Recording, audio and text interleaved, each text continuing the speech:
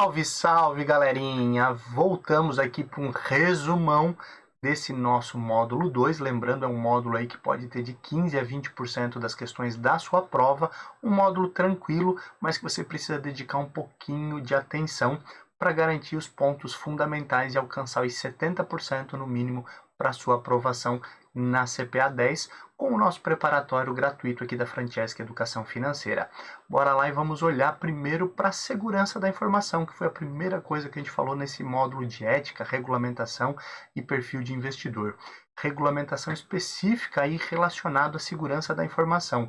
Hoje temos a nova Lei Geral de Proteção de Dados, então muitas coisas eu tenho que cuidar, principalmente aí com o meu cliente na instituição financeira, para que ele não seja exposto aí a riscos, né? Riscos principalmente aí voltados a fraudes, né, ou as pessoas sequestrarem, utilizarem o dinheiro dele.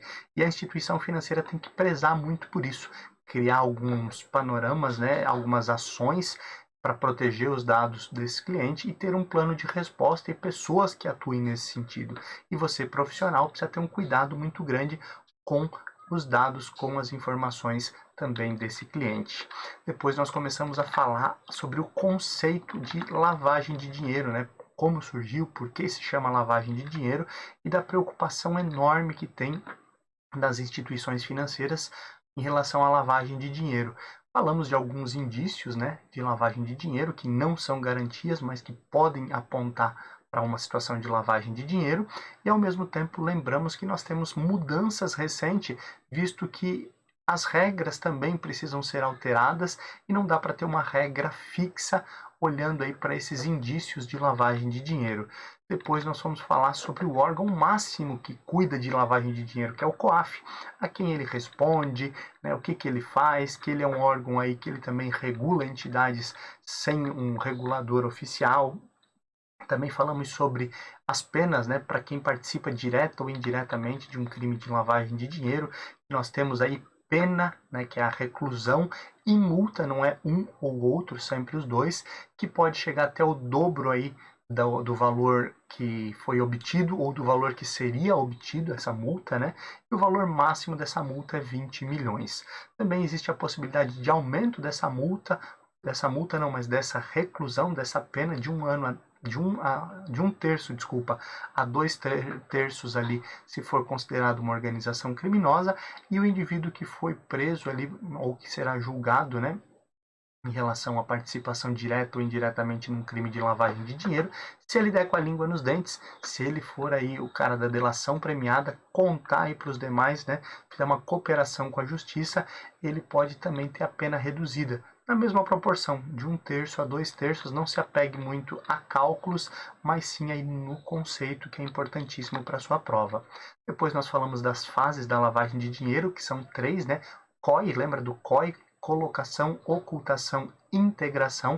Lembra do COI, Comitê Olímpico Internacional, que deu todas as tretas, se você for pesquisar aí na internet. Ou lembra da moeda, coin também, né?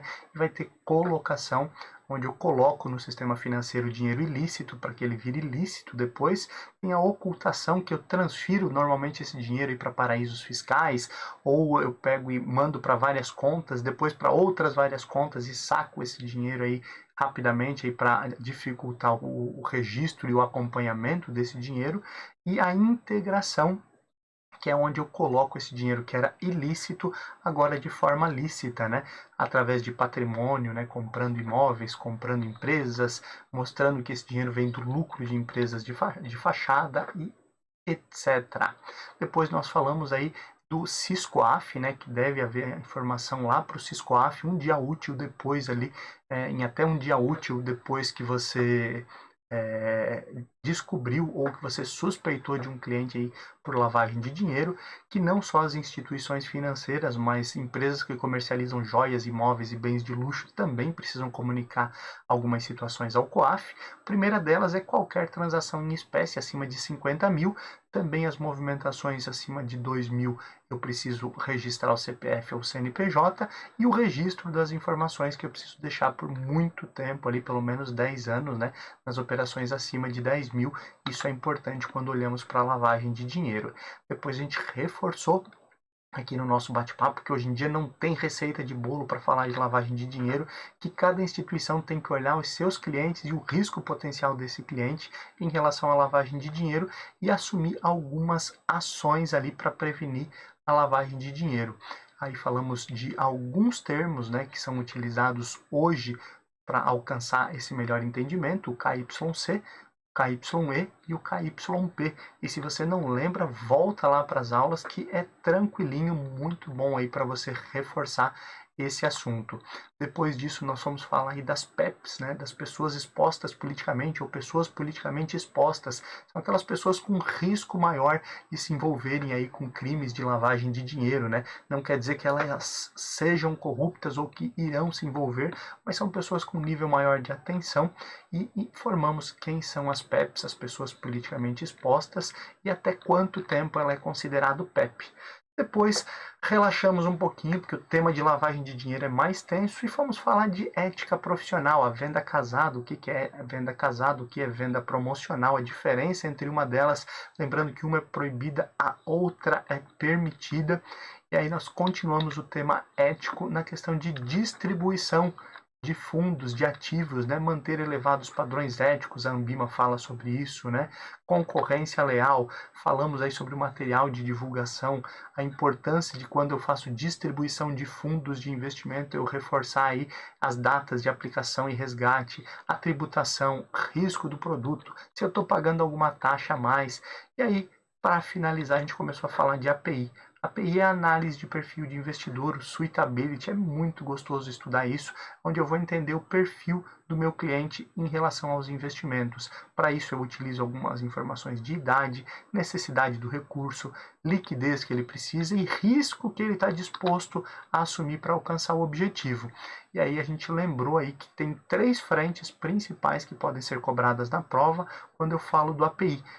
Posso olhar por o olhar do objetivo, que eu vou olhar o período que ele quer deixar o dinheiro, a preferência de risco e a finalidade desse dinheiro, a situação financeira, vendo se as receitas dele são frequentes ou não, se ele tem patrimônio, qual que é a necessidade de dinheiro dele mensalmente até para eu poder proteger esse cliente em alguma fatalidade.